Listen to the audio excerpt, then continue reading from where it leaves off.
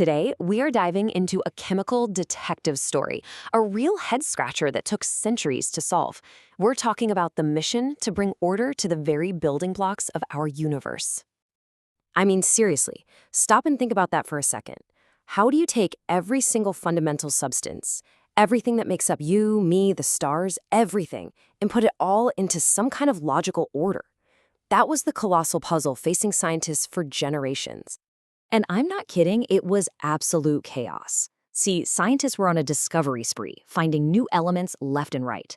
But it was like having a library where all the books are just dumped in a giant pile on the floor.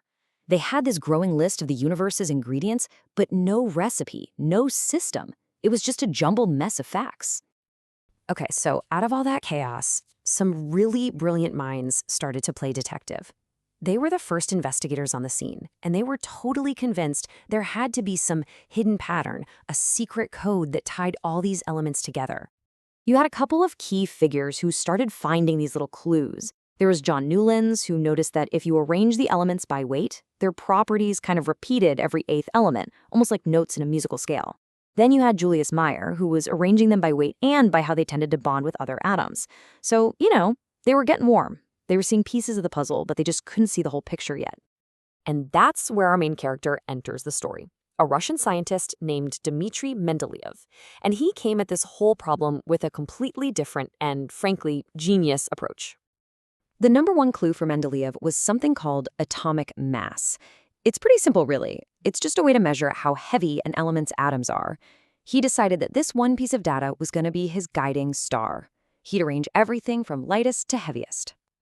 And his method, well, it was so clever and so simple. He literally wrote down each of the 65 known elements on its own card, kind of like a deck of playing cards, each with its own stats. Then he basically started playing a game of cosmic solitaire. He just arranged and rearranged those cards for hours, looking for families, for groups with similar properties. He turned this huge, abstract scientific problem into a physical puzzle he could actually solve with his hands. So he's there, laying out these cards, and he hits this wall. A problem that had totally stumped everyone else. But the way he solved it, well, that was the breakthrough that would change chemistry forever. Right, so what's the move? You've got this beautiful pattern going, everything's lining up perfectly by atomic mass, and then bam! An element just doesn't fit. It's in the wrong family. Do you force it? Do you just give up and say the pattern's wrong? Well, Mendeleev did neither. Because here's the thing. His true stroke of genius wasn't about the elements he put on the table. It was about the ones he didn't. He had the incredible confidence, the sheer nerve to just leave empty spaces. And just look at this. It shows you exactly what was going on in his head. You see those question marks, those empty spots? Those weren't mistakes. They were predictions. Mendeleev was so confident in his system that when the next heaviest element didn't fit the pattern, he just skipped a space. He boldly declared that an element must exist to fill that gap. We just hadn't found it yet. I mean, you got to appreciate the guts that takes, right? To publish a definitive chart with holes in it. It was an incredibly bold move. But now came the real test. Would he ever be proven right? And here's the kicker. He didn't just point to a gap and say, hey, something's missing here. Nope, he went way further. By looking at the neighbors of that empty space, the elements above it, below it, next to it, he could actually predict the properties of the missing element. He was basically putting out a wanted poster describing a chemical fugitive in detail before anyone even knew it existed. And this is the moment, the smoking gun. He predicted an element he called ekasilicon that should exist right below silicon on his table. He even described what it would be like. Well, years later, in 1886, scientists discovered germanium, and its mass, its density, its behavior, they were an almost perfect match for his predictions. The case was closed. His table wasn't just a tidy chart, it was a crystal ball.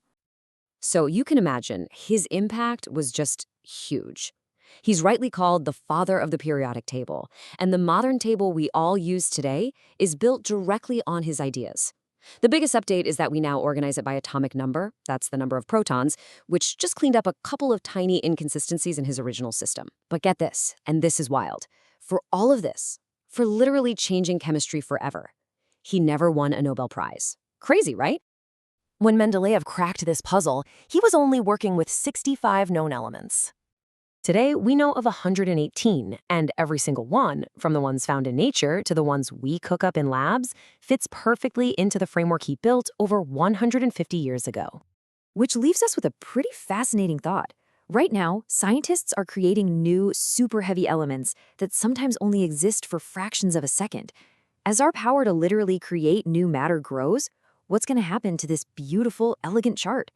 It kind of makes you realize the puzzle that Mendeleev started is still being solved, one atom at a time.